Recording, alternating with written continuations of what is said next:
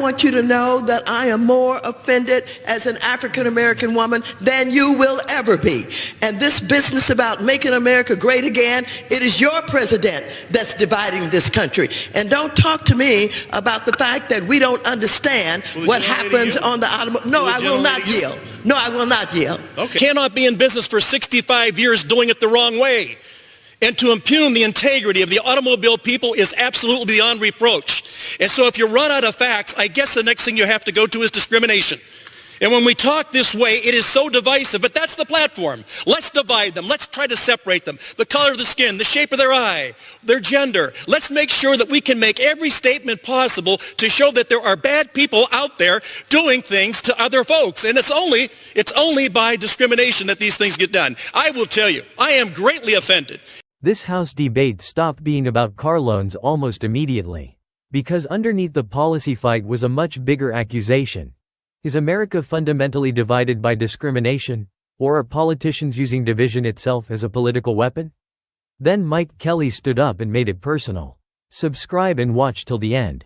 This one got heated fast. The gentleman, Mr. Kelly, please do not leave because I want you to know that I am more offended as an African-American woman than you will ever be.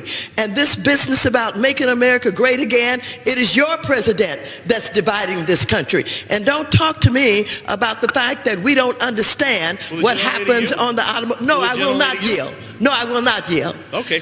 Don't tell me that we don't understand. That's the attitude that's been given toward women time and time again. The gentlelady will suspend. The chair wishes to remind all members that they are to address their remarks to the chair. Gentlelady will continue. The chair, but don't stop me in the middle when you didn't stop him in the middle. And so I shall continue. Don't you dare talk to me like that and think that somehow women don't understand what goes on the floor of automobile dealers. Minded to direct her remarks to the chair. The gentlelady will continue in order. I will continue to do that. However, I don't appreciate that you did not interrupt him when he was making those outrageous remarks about him knowing more about discrimination than I know about discrimination. I resent that, and I resent the remark about making America great again. He's down here making a speech for this dishonorable president of the United States of America. Having said that, I reserve the balance of my time, and no, I do not yield not 1 second to you. Not 1 second. Not 1 second to you. Gentlelady reserve. Mr. Speaker, at this time, I am very pleased to yield 2 minutes to the gentleman from Pennsylvania, Mr. Kelly, an outstanding member of the Ways and Means Committee and chair of the Congressional Auto Caucus. The gentleman from Pennsylvania is recognized for 2 minutes. Thank you, Chairman. Thank you very much for giving me some time. I know I just heard the phrase that I am appalled by what's taking place on the floor today. I would tell you, I join in those comments, and I really do believe that. For a person whose family's been in the automobile business since 1953 and sold thousands and thousands of cars to people of any color, it doesn't matter the color of the person buying the car. Do we match them up with the transportation need that they were looking for? And were we able to arrange financing that was affordable to them? You cannot be in business for 65 years doing it the wrong way. And to impugn the integrity of the automobile people is absolutely beyond reproach. And so if you run out of facts, I guess the next thing you have to go to is discrimination.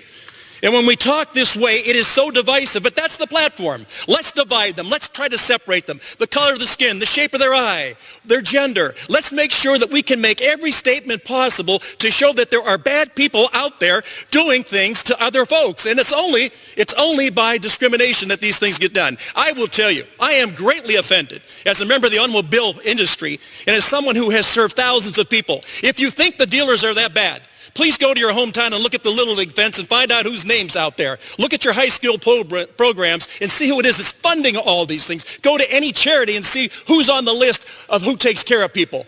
To sit here today and have to listen that somehow this is discriminatory just adds to the fact that when you're out of facts, when you don't know what you're talking about and what you've never done. Not one of your people have ever been on the floor and had tried, not this floor, I'm talking about the automobile floor. You know an awful lot about laptops, but you know nothing about blacktop. You get on that floor, you get on that lot, and you work with people to make sure they can have affordable transportation. Affordable transportation. Rather than this person trying to arrange financing by himself or herself, we rely on a dealer who has great heft within the financial community and to talk to lenders and say, we have a great customer here who's looking to buy a car. We need you to work with us to get them in this transportation. How in the world can you reduce this down to discrimination? We are doing the same thing every day that you are doing. We are trying to make sure that we're making America great every day in every way. And the best way to do that is to stop talking about discrimination and start talking about the nation. We're coming together as a people in spite of what you say. Thank you, gentlemen. I yield back. What you just watched was bigger than a debate about auto loans. It was a collision between two completely different views of America itself. Maxine Waters argued from a systemic lens. That bias doesn't need a villain. It gets baked into institutions over generations. Same income, same credit score, different outcomes based on your name alone. From that worldview, federal oversight isn't overreach. It's the only force strong enough to correct a market that was never fully neutral. Mike Kelly answered from lived experience, watching dealers take chances on working families that banks would never touch, making human judgment calls that created real economic access. To him, calling that industry racist wasn't a policy critique. It was a moral accusation against people who never got a chance to defend themselves. And that's where the real tension lives, not in the policy, but in the trust. One side believes discrimination is so embedded in American institutions that only aggressive federal intervention can fix it. The other believes accusations of discrimination are being weaponized to condemn entire industries without evidence. You can negotiate an interest rate cap. You cannot split the difference on, your industry is racist. Once policy debates become moral accusations, people stop negotiating and start fighting. That's exactly why Kelly's line changed the room. You know a lot about laptops, but you know nothing about blacktop. It captured something millions of working Americans feel, that the people making sweeping judgments about their professions have never actually worked inside them. The consequences land on the practitioner, never the legislator. What happened in that room wasn't really about auto loans. It was two groups of Americans who have stopped trusting each other's intentions, no longer disagreeing about what to do, but about what kind of country they're living in. That's a much harder problem than any hearing can solve. And Washington's inability to name it honestly may be its most significant failure of all. Drop your thoughts below. Like, comment, share and subscribe for deeper political breakdowns. No spin, no fluff, just the agenda.